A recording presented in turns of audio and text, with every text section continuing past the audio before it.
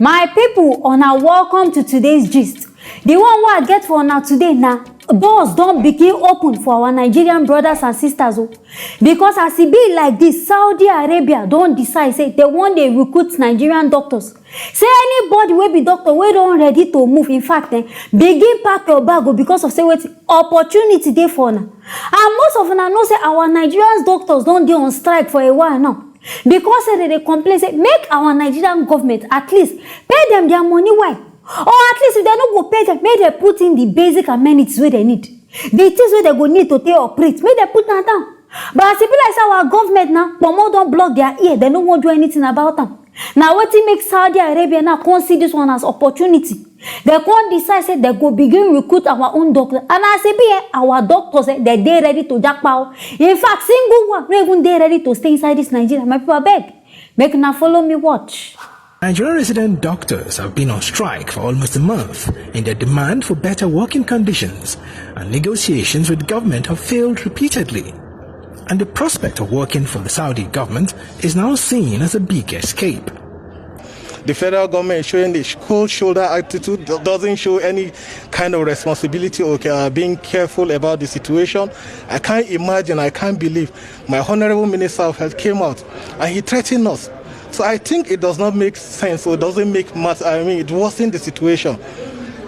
To be candid, we're very, very disappointed. I personally am disappointed. To escape from the hills in the society. What do you mean by hills of society? A lot of discouraging things. You see banditry, see kidnapping, incessant strike, and all those stuff.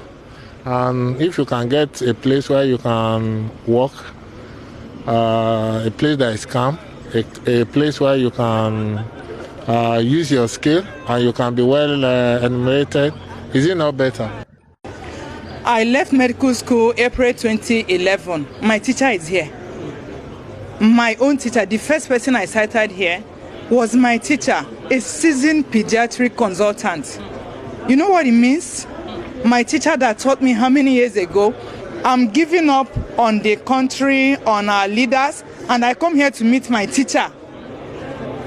I mean, this is the worst. I never knew it has gone this bad. Chai!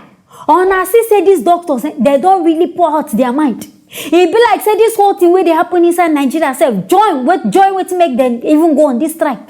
Because one day they complain, say waiting, our country not even they safe at all. Say why be say they will cost you opportunity to travel abroad? On our country talk say make they stay. Say one bandit there for there. One secondly, make they even pay their money if they don't talk tire. They don't go on strike tire. Money where they supposed to pay them. They go use and go they invest on other things when they even get sense.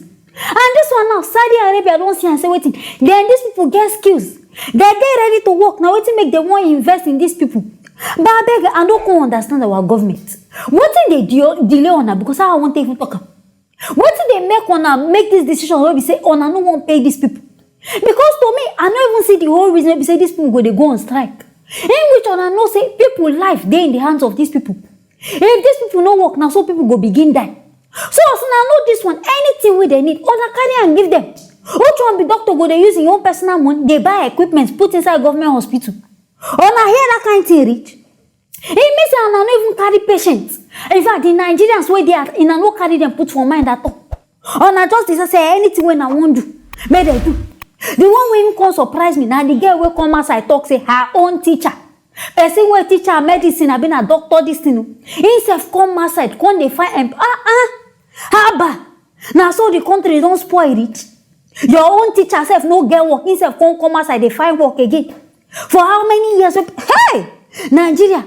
Now so the system don't they spoil it. But I'm not going to even blame these people because say waiting. All our politicians, all of us know. Say if they're sick, they don't carry the next flight. Travel go abroad. I sure say now what make them no pull mouth. Now what make them no want do anything about this thing. But I beg we they beg on our government people. Make now find something to do about this matter. Make not go be say by the time where all doctors go finish, now native doctors go come begin treat us. We no one reach to that stage. Now what make us now don't come outside they beg on. Make now find something to do about this thing. Because as it be like this, our country don't they enter into shame. My people, now here I go end this matter.